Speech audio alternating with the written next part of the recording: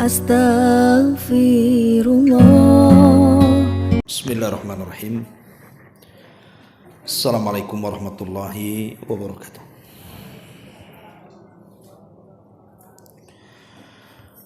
Alhamdulillah wassalatu wassalamu ala Rasulillah wa ala alihi wa sahbihi wa mawalah wa la hawla wa la quwata illa billahi wa ba'du. Alhamdulillah, di pagi ini kembali kita bisa duduk untuk berthalabul ilmi, dan kita masih meneruskan kajian kita, masih membahas Kitabul Jami', dan pagi ini kita masuk pada hadis ke-9, halaman ke-86, hadis dari Jabir radhiyallahu anhu. An Jabirin radhiyallahu anhu qala qala Rasulullah sallallahu alaihi wasallam kullu ma'rufin sadaqatun. Nabi sallallahu alaihi wasallam bersabda, semua kebaikan itu bernilai sedekah. Wa an Abi Dzar radhiyallahu anhu qala qala Rasulullah sallallahu alaihi wasallam la tahqiranna minal ma'rufi syai'an walau an talqa akhaka biwajhin talqin. Dari Abi Dzar Al-Ghifari radhiyallahu anhu, dia berkata, Nabi sallallahu alaihi wasallam bersabda, janganlah kalian meremehkan sedikit pun dari kebaikan, walaupun hanya menjumpai saudaranya dengan melemparkan senyum.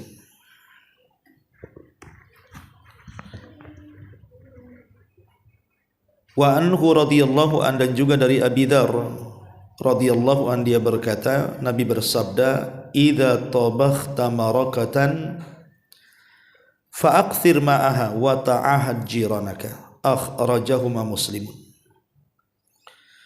Jika engkau memasak makanan yang sifatnya berkuah, maka perbanyaklah airnya, dan perhatikan tetanggamu dengan memberikan sebagian makanan tersebut. Ma'asyiral muslimat yang dimuliakan Allah Subhanahu wa taala, tiga hadis ini adalah hadis yang sangat agung sekali, di mana dalam syariat Islam ini penuh dengan kebaikan. Dan siapapun yang berbuat baik, Nabi sallallahu alaihi wasallam mengatakan kullu ma'rufin sadaqah. Setiap kebaikan itu bernilai sedekah. Tapi sebaliknya, seseorang yang meninggalkan kebaikan kemudian terjerumus kepada keburukan, maka akan mendatangkan dosa dan kesengsaraan bagi hidupnya. Di sini Nabi sallallahu alaihi wasallam ingin menjelaskan kepada kita bahwa sedekah itu tidak mesti dengan uang. Sedekah itu tidak mesti dengan uang. Karena di zaman Nabi sallallahu alaihi wasallam banyak orang-orang miskin itu yang cemburu dengan orang-orang kaya, sehingga kemudian mereka mendatangi Nabi sallallahu alaihi wasallam dan mengatakan, ya Rasulullah, dhahaba ahlud duthur bil ujur. Rasul, enak sekali orang-orang kaya itu, mereka bisa membawa pahala dengan kekayaan yang mereka miliki. Lah sementara kami orang-orang fakir, kami tidak bisa berbuat seperti yang mereka buat. Mereka salat sama dengan kami salat, mereka puasa sama dengan kami puasa, tetapi mereka bersedekah dan kami tidak sanggup untuk bersedekah. Maka Nabi SAW kemudian menasihati para sahabat yang Allah Subhanahu wa ta'ala takdirkan kehidupan mereka tidak seperti orang kaya. Maka kemudian Nabi SAW menghibur hati mereka dengan mengatakan, bukankah setiap tasbih, maksudnya setiap ucapan subhanallah, kalau kalian ucapkan itu adalah sedekah? Bukankah setiap takbir, ucapan Allahu Akbar yang kalian ucapkan itu juga sedekah? Bukankah setiap tahmid, ucapan Alhamdulillah yang kalian ucapkan itu sedekah? Bahkan setiap tahlil, ucapan La ilaha illallah yang kalian ucapkan juga sedekah. Termasuk juga memerintahkan al-ma'ruf, kebaikan. Itu adalah sedekah, kata Rasul. Dan mencegah dari kemungkaran juga adalah sedekah. Termasuk seorang suami yang melakukan hubungan dengan istrinya adalah sedekah. Sampai Nabi SAW kemudian bertanya, Rasul, ayati ahaduna syahwatahu wa yakunu lahu fiha ajrun? Apakah apabila salah seorang kami kemudian melampiaskan syahwatnya kepada yang halal yang kami miliki dari istri-istri kami, terdapat pahala juga? Maka Nabi SAW mengatakan, ya ara'aitum law wada'aha fi haramin akana alihi fiha wijrun.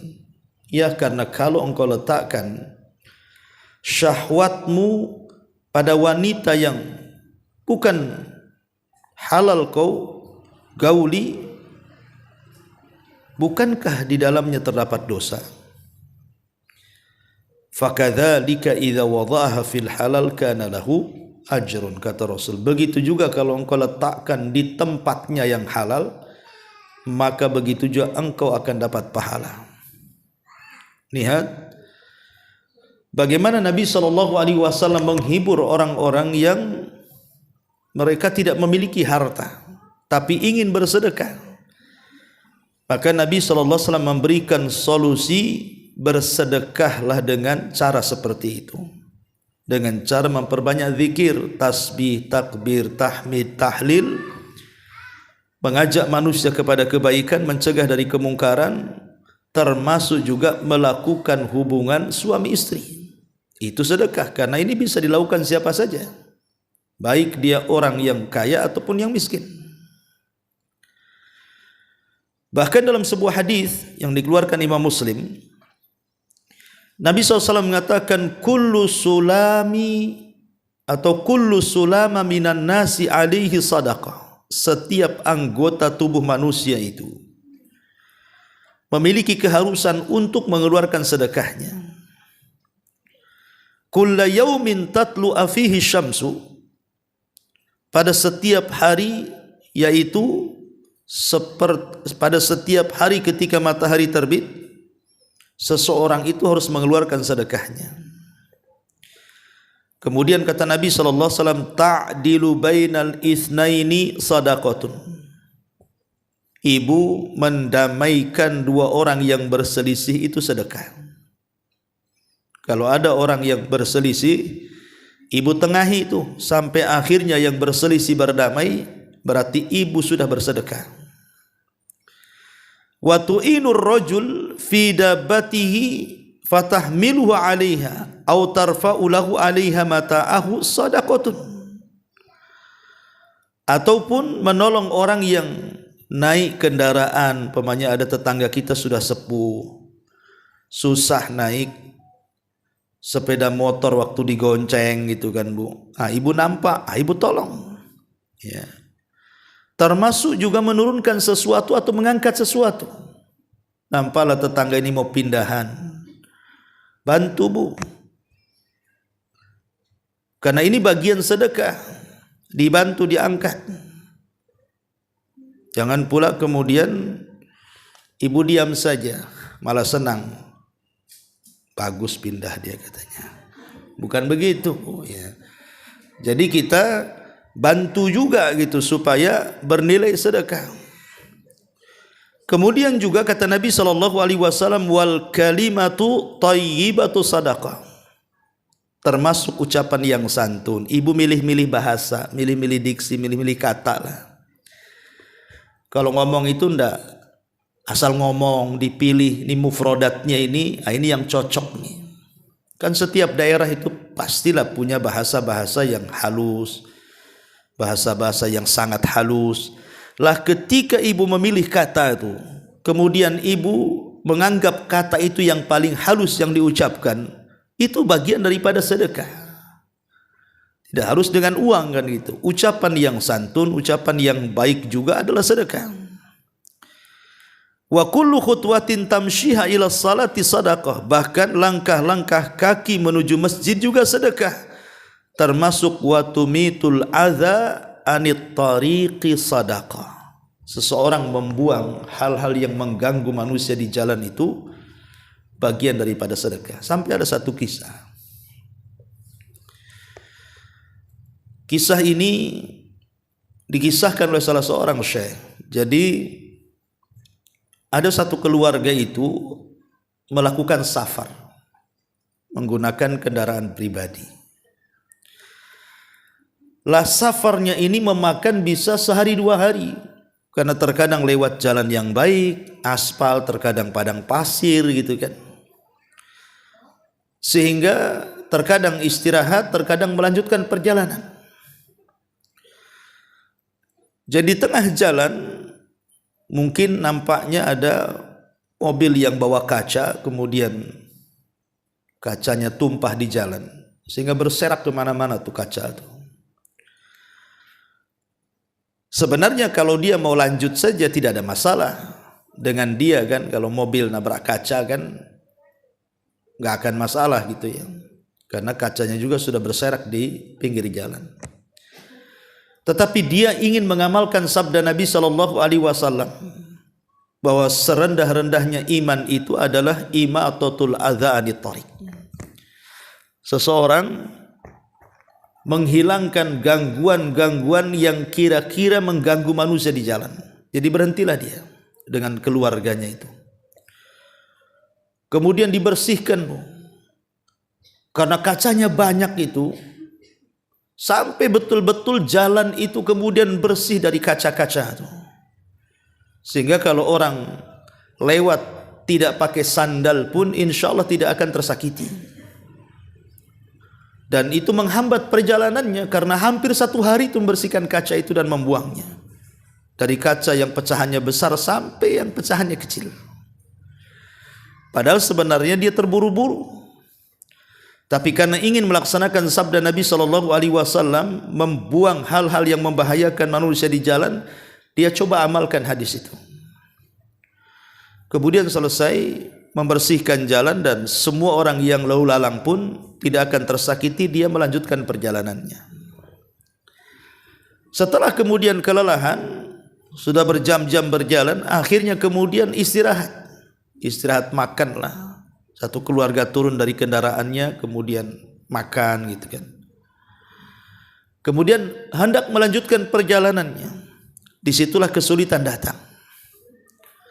Di mana kunci kendaraannya itu hilang, lupa letak tah di mana. Dan itu sudah kondisinya masuk ke areal padang pasir. Coba bayangkan kunci kalau jatuh ke padang pasir, tentu akan terkubur tuh. Hampir kemudian putus asa, satu keluarga ini mencari ke sana kemari, tidak ketemu tuh kunci itu. Dan mereka berada di tengah padang pasir. Bisa saja kemudian kalau tidak ada orang lewat, tidak akan terong, mati pula mereka kehausan kalau habis bekalnya. Akhirnya kemudian hampir putus asa, satu keluarga sudah pada nangis gitu kan, karena mereka takut, mereka tidak bisa melanjutkan perjalanan. Apalagi malam mau sebentar lagi datang gitu, takut ada penjahat dan begitu seterusnya. Subhanallah, datang keajaiban di sini. Rupanya anak yang kecil yang masih usia 5 tahun Nggak ngerti apa-apa gitu kan. Ikut nyari juga dia ngorek-ngorek gitu. Ketemu pula. Ya. Dari situ kemudian yang punya mobil itu terfikir bagaimana Allah Subhanahu wa taala mengganti kebaikan tersebut dari kesusahan yang dihadapinya. Coba bayangkan kalau seandainya kunci itu tidak ketemu, bagaimana kondisi mereka di tengah padang pasir itu.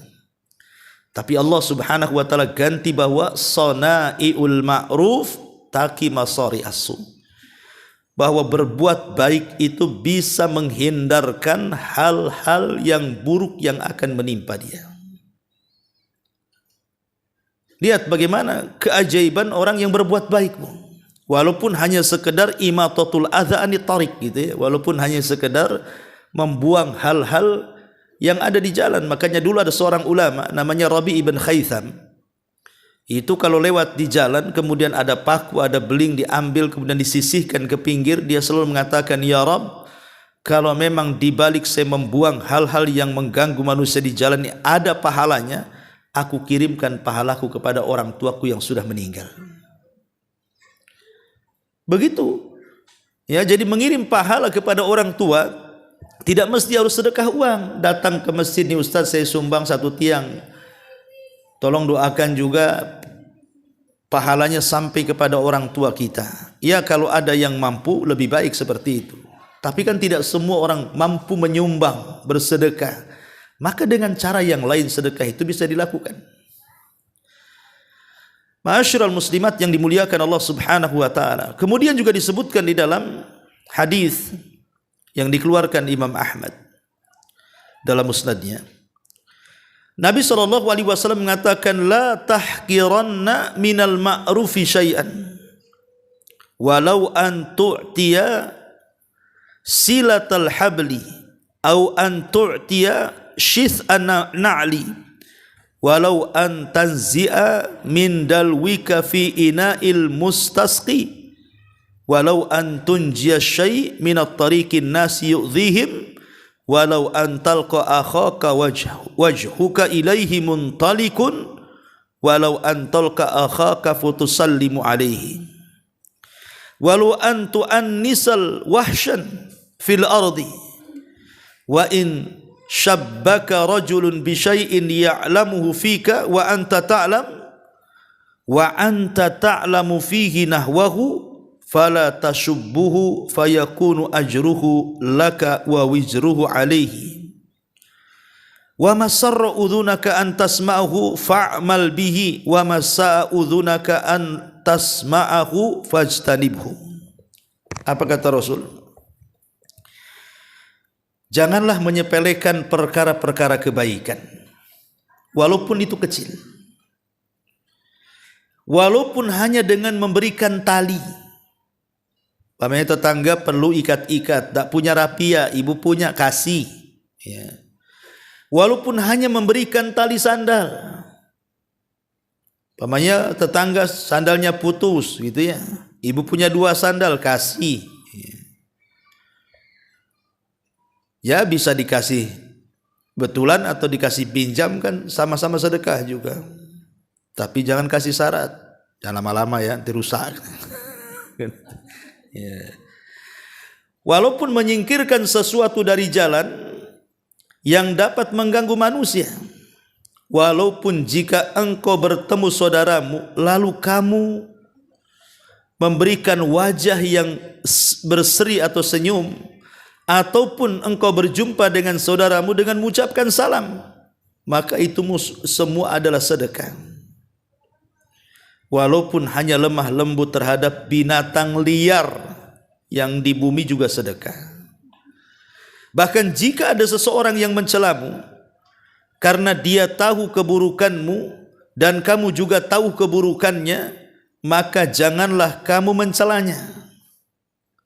Ingat Bu, kalau ibu memegang rahasia tetangga, kemudian tetangga juga memegang rahasia ibu, tiba-tiba tetangga ini mencemarkan nama baik ibu, kalau ibu bisa tahan, gak usah dibalas. Jangan kemudian, emang dia aja yang tahu rahasiaku, katanya. Aku pun tahu dalaman dia kok, katanya. Nanti ku sebarkan. Artinya kalau ibu bertahan, ada apa-apalah. Walaupun saya sudah tahu rahasia dia, saya tetap diam, saya tetap sabar. Itu sedekah. Ya. Kata Nabi SAW, maka jangan ikut mencelanya. Maka pahalanya akan menjadi milikmu dan dosanya dilimpahkan kepada dirinya. Apa yang telingamu senang untuk mendengarkannya, lakukanlah. Dan segala hal yang telingamu tidak suka dengar, maka jauhilah. Jadi dari sini kita tahu bahwa sedekah tidak mesti harta. Banyak perkara-perkara di sini yang kemudian disebut sedekah. Yang penting perbuatan itu adalah sebuah kebaikan. Ada satu kisah, Bu, ini juga ada seorang saya bercerita tentang seseorang di Suriah sebelum perang. Jadi kisahnya itu sebelum terjadi peperangan kemarin itu di Suriah.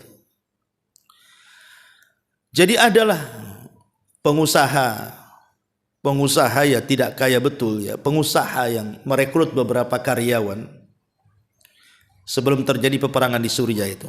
Orangnya soleh, baik. Tiba-tiba kemudian datang seorang ibu. Ibu ini memelihara 3 anak yatim karena suaminya sudah meninggal. Dan dia seorang tukang jahit. Jadi selama dia bekerja membuka tukang jahit di rumah itu, ya Allah takdirkan syarat rezekinya, jaranglah orang yang datang membawa baju untuk dijahitkan atau kain untuk dijahitkan itu. Sementara dia harus menghidupi 3 anak yatim yang ayahnya sudah meninggal. Jadi kebetulan ibu ini punya genset listrik, Bu. Genset listrik itu sudah tua. Dan sebenarnya tidak berfungsi lagi genset itu. Dan kalaupun diperbaiki itu sulit gitu ya. Harus ya membeli onderdil baru dan harganya mahal sekali. Tiba-tiba kemudian seorang ibu ini datang kepada laki-laki pengusaha tadi. Kemudian dia mengatakan, Pak, saya ini punya genset, mau saya sewakan. Kemudian dia menceritakan ekonominya. Akhirnya kemudian, karena ibu itu kan tak tahu genset, disangkanya genset bagus, pada rusak kan itu ya. Kemudian genset itu diserahkanlah ke pengusaha tadi. Kata sang ibu, saya ingin sewakan. Boleh jadi bisa membantu penerangan di perusahaanmu, katanya. Akhirnya dicek, rupanya rusak dan tidak bisa diperbaiki karena sudah tua. Jadi yang mengecek genset ini kemudian ngomonglah sama pengusaha ini, sebenarnya genset itu rusak, tidak bisa diperbaiki sama sekali. Tapi subhanallah, pengusaha muda ini kemudian ngomong sama ibu tadi, ya sudah, gensetmu bagus, kira-kira kau mau sewakan berapa per bulan? Akhirnya kemudian wanita ini mengatakan sekian dan sekian, pokoknya cukup untuk makan dia dan 3 anak yatimnya dalam sebulan itu. Akhirnya langsung dikasih sewa per bulannya. Kemudian setelah ibu ini pergi, pengusaha ini mengatakan kepada anak buahnya, letak dia di gudang, katanya. Karena genset itu tidak bisa dipakai. Dan itu berjalan selama 10 tahun, Bu. Bayangkan selama 10 tahun genset itu tidak bisa dipakai. Sementara ibu ini tiap bulan minta uang sewanya. Tapi oleh pengusaha muda ini tetap disembunyikan. Dia tidak menceritakan bahwa gensetnya itu tidak bisa dipakai kan itu ya. Tapi dia betul-betul ikhlas ingin menolong ibu itu karena memiliki 3 anak yatim. Ceritanya. Setelah 10 tahun berlalu, qadarullah terjadi perang di Suriah. Ma'ruf sampai kota Aleppo itu rata dengan tanah kan, Bu. Perang Suriah ini luar biasa menghancurkan kota-kota tuh. Kota-kota yang tadinya indah itu sudah nggak bisa lagi ditengok hari ini karena rata dengan tanah bangunan-bangunan itu. Ya. Subhanallah. Setelah terjadi peperangan itu, semua perusahaan kawan-kawannya kena bom. Hampir tidak tersisa kecuali perusahaan dia.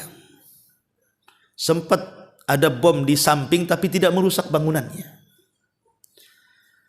Cuman kemudian setelah dia ingat dengan ibu itu, kenapa dia tidak datang setelah peperangan untuk mengambil sewanya itu. Jadi pengusaha ini setiap nelpon ibu itu tidak pernah nyambung. Sehingga dia tahu apakah dia mati, terkena serangan ataukah dia masih hidup, pokoknya tidak bisa nyambung. Ya.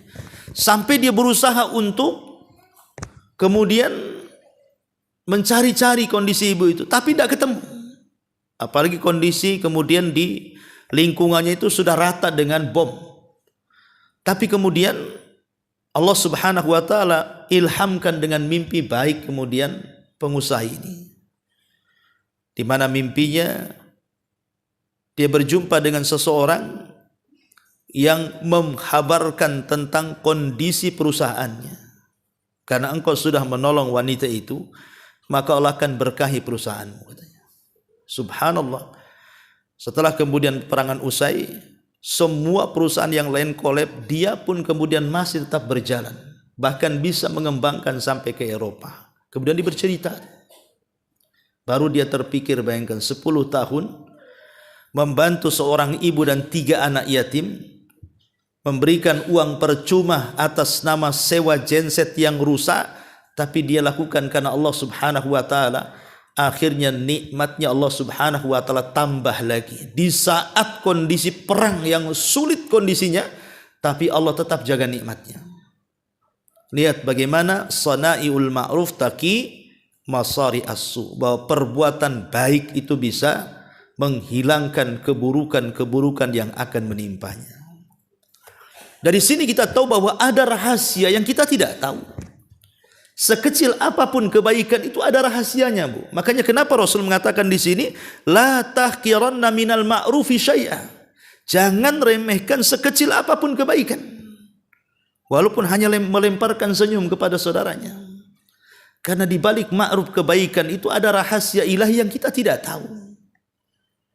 Walaupun hanya kecil gitu ya kebaikan itu, pasti ada rahasianya. Makanya kenapa Allah Subhanahu wa taala berfirman dalam surah Al-Muzammil ayat 20 itu, wa ma tuqaddimu li anfusikum min khairin tajiduhu indallah.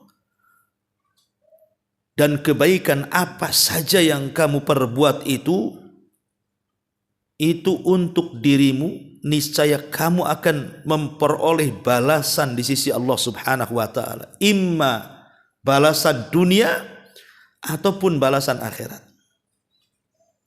Maka jadilah orang baik, ya, jadilah orang yang senantiasa menolong orang, walaupun ya sekemampuan kita lah kan gitu. Kita tidak bisa seperti orang, tapi saya bisa seperti ini, itu maksudnya. Ya. Bahkan disebutkan juga dalam hadis yang dikeluarkan oleh Imam Ibn Hibban dan disahihkan oleh Syekh Albani rahimahullahu taala. Hadis ini dari Sulaim ibn Jabir al-Juhani radhiyallahu an. Beliau mengatakan, ya Rasulullah, ausini, Rasul, bisa enggak kewasiatkan kepadaku? Maka Nabi SAW mengatakan, alaika bittiqaillah. Engkau harus bertakwa kepada Allah. Wala tahqiranna minal ma'rufi syai'an. Dan jangan kau remehkan sekecil apapun kebaikan. Walau antufriga min dalwika fi ina'il mustasqi wa tukallim akhaka wa wajhuka ilaihi munbasit. Kata Rasul, bertakwalah kau kepada Allah. Jangan meremehkan sekecil apapun kebaikan, sekalipun hanya dengan menuangkan ember airmu ke bejana orang yang membutuhkan air, kemudian berbicara dengan saudaramu dengan wajah yang manis. Lihat bagaimana Nabi SAW sampai mencontohkan walaupun hanya menuangkan air, ya, itu termasuk juga sedekah. Termasuk juga hadis Abi Dzar Al-Ghifari radhiyallahu anhu, dia pernah mengatakan, Rasul, amal yang paling afdal itu apa? Kata Rasul, ya, al-imanu billah wal jihadu fi sabili. Amal yang paling baik yang kau beriman kepada Allah, kemudian berjihad di jalan Allah.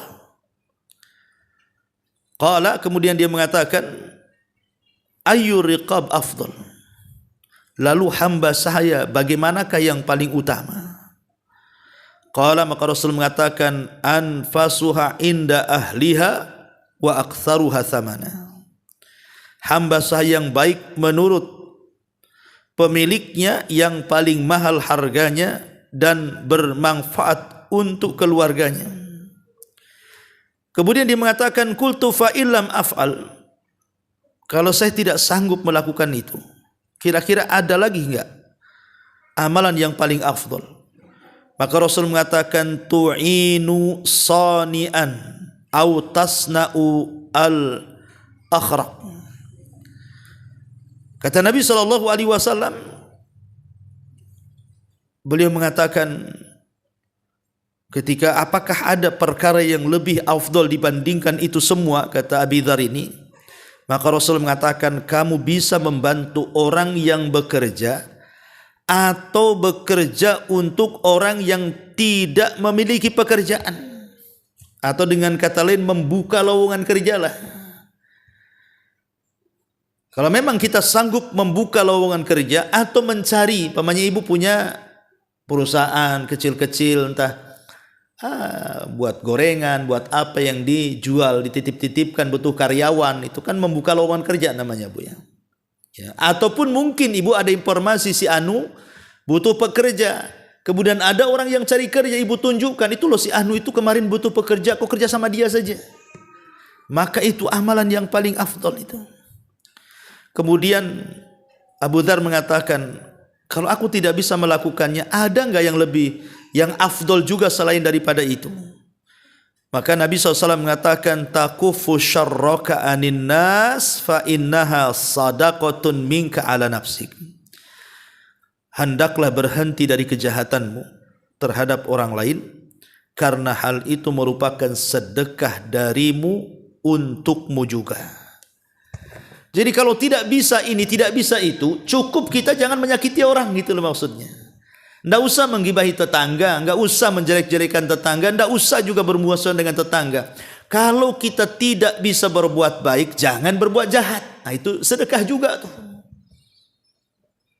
Ini mah tidak, berbuat baik tidak, jahat iya kan itu. Nah ini sudah bakhil sama tetangga, digibahi lagi. Nah ini kan udah repot tuh.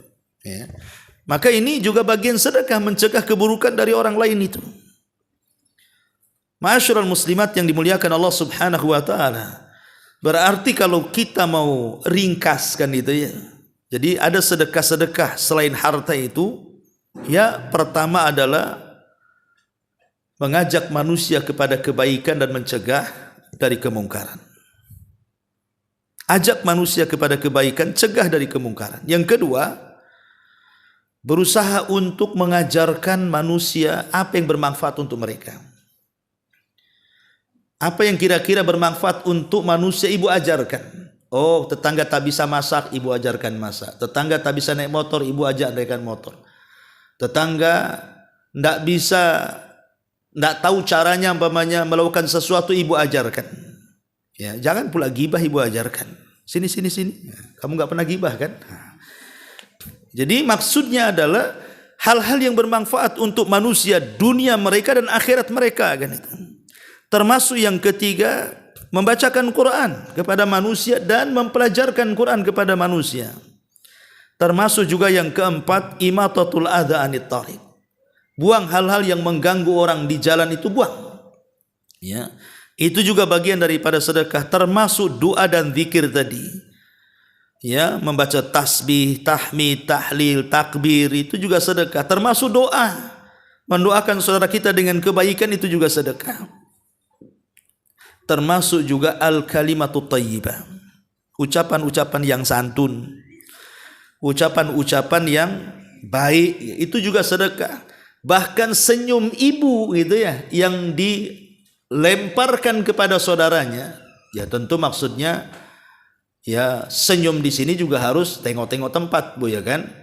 Maksudnya kalau yang sejenis ibu, sama-sama perempuan, apalagi seiman gitu ya, maka senyum. Tapi kalau yang bukan mahram, apalagi takut memfitnah, ya enggak usah kan itu ya. Masa senyum kau sama laki tetangga gitu kan, masalah nanti. Ya. Kemudian juga kalau memang kalimat-kalimat yang santun, kemudian juga senyum, karena senyum ini juga akan memperindah kalimat, Bu. Orang kalau santun ngomongnya, kemudian sebelum bicara itu senyum, itu akan menambah keindahan bahasa, Bu. Ya, orang akan ngomong lain gitu. Enak ngomong sama si Umi Anu, kenapa? Belum ngomong aja sudah tersenyum dia tuh. Jadi belum ngomong aja orang sudah suka, Bu. Tapi kalau ibu jarang tersenyum, mau ngomong apa nih? Mau ngomong apa katanya? Senyum aja enggak, ini pasti enggak ya kan gitu. Jadi senyum itu juga bisa mempermanis ucapan sebenarnya. Nanti kalau ibu sudah mengucapkan itu enak, orang sering saya ulang-ulangan, Bu. Ibu kalau ngomong baik dengan orang, kalimat-kalimat yang indah, yang bicara saja plong hatinya, Bu. Karena tidak pernah menyakiti orang lain. Yang diajak bicara juga senang.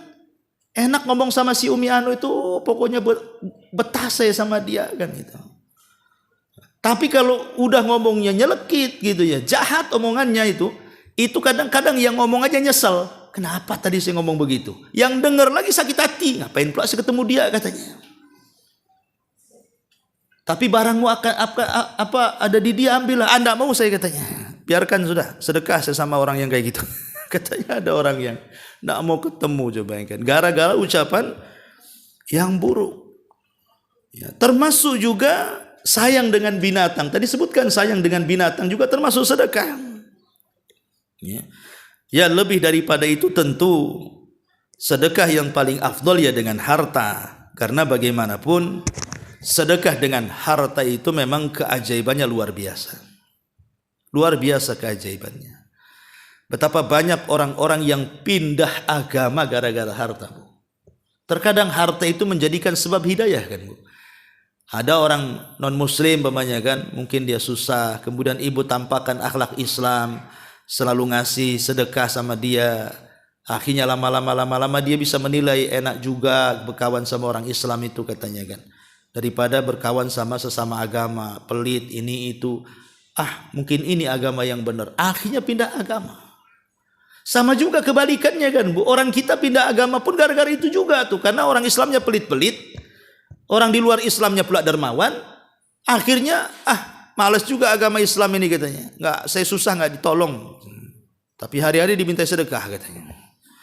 Akhirnya kemudian pindah pula di agama. Lah makanya keajaiban luar biasa. Banyak kemudian orang masuk Islam itu gara-gara menerima sedekah. Makanya kenapa di antara mustahik orang yang berhak mendapatkan zakat itu salah satunya adalah mu'alaf. Orang-orang yang dilembutkan hatinya baik dia baru masuk Islam atau belum masuk Islam tapi kepengen masuk Islam. Kita lembutkan lagi dengan harta kita supaya dia mau menerima hidayah. Ya, jadi luar biasa di balik sonaiul ma'ruf itu ya.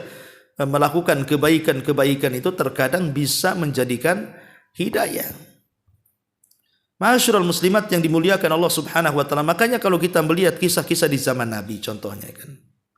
Kisah-kisah di zaman Nabi itu.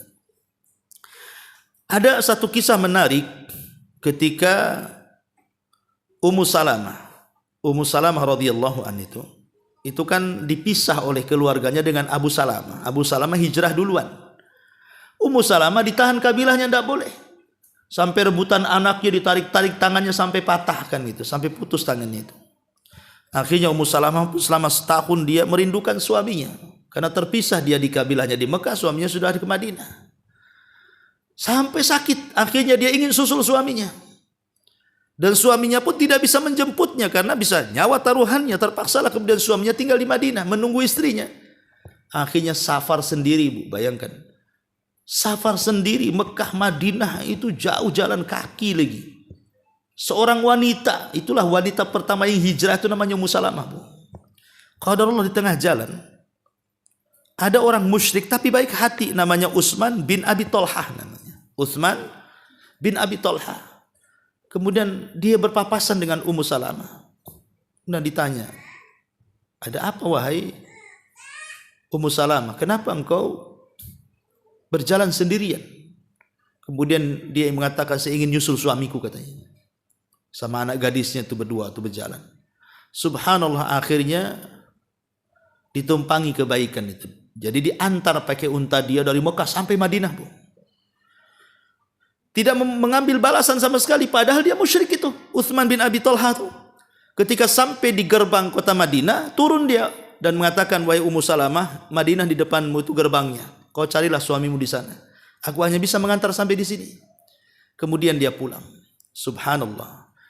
Ketika melihat bagaimana perjuangan Ummu Salamah dalam Islam ketika hijrah itu pula yang menjadikan Utsman bin Abi Thalha masuk Islam.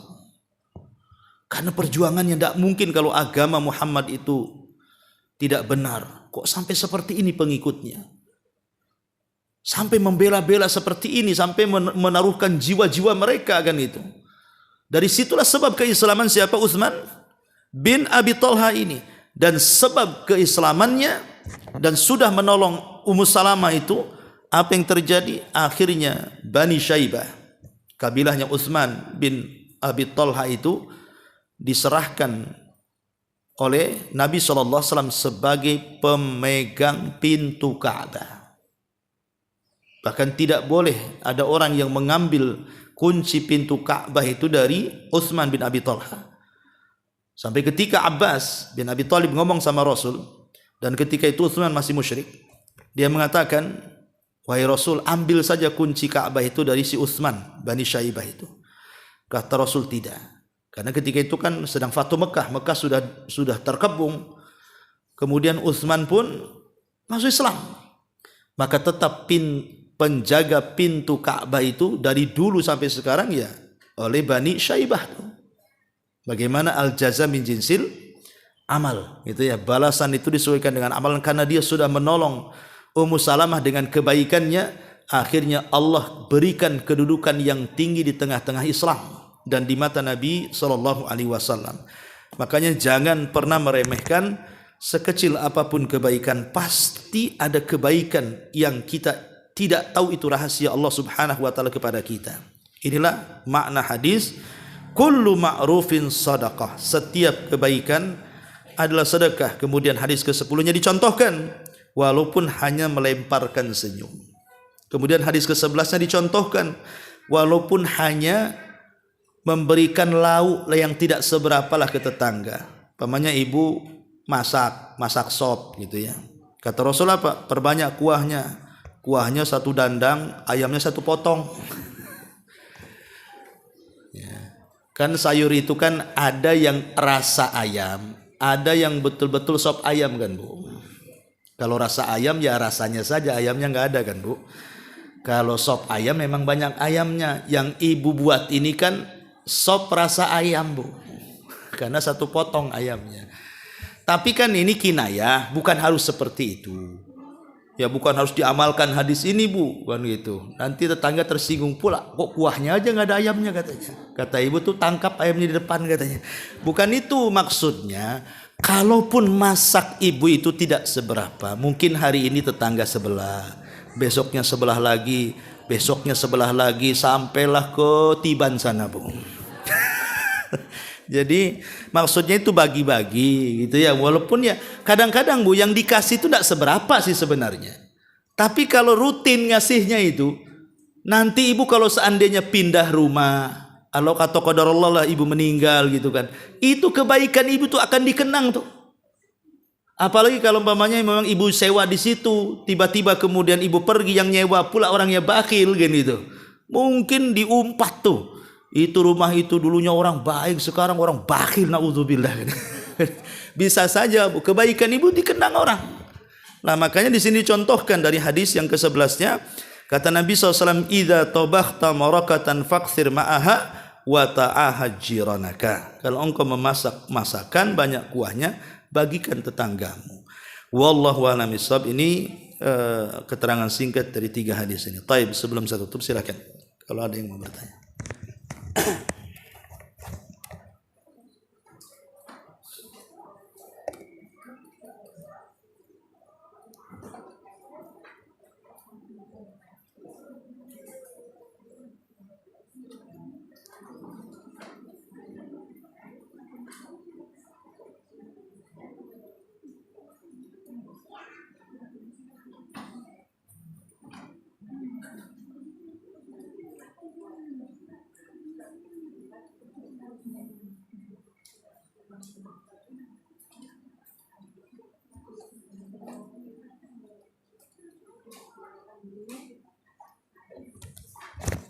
Taib, kalau nggak ada kita tutup.